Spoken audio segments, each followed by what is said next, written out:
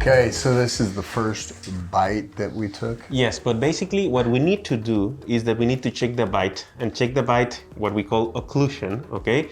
Sometimes, and actually we always do it with a marking paper, you know, like the blue paper. Some people use like a thick paper, but we need to do it with different thickness of papers because we need to check at one point first and then go and decrease the thickness of that paper to be able to check those little spots.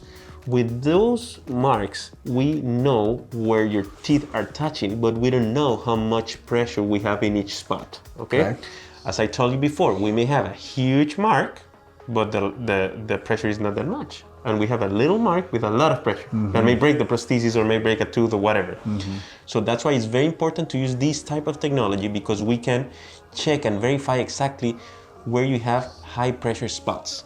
So for example, this was your initial scan that actually is like a video, you know, so we can check, and when you make the pressure, we can see where we start touching, and then you increase the pressure and you go down, and you increase the pressure and you go down, okay?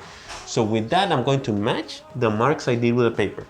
So when you, it shows, it actually captures from no touching to the beginning of the bite, all the way to the force, and then you releasing from the bite. Exactly. So at the end, we had you have one eventual space in the bottom part, so that's why you have nothing here.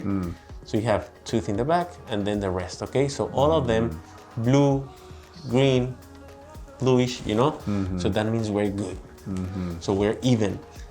But this is very important to know, because sometimes the patient is not able to give you that information, you know? Absolutely. And we have very detailed patients that they tell you exactly, I feel that little high spot in this cusp, you know? Seriously. You have those patients. But you have other patients that, may have a huge spot here and they cannot even notice that, you know? And then you may break things, or you may have discomfort or whatever, you know?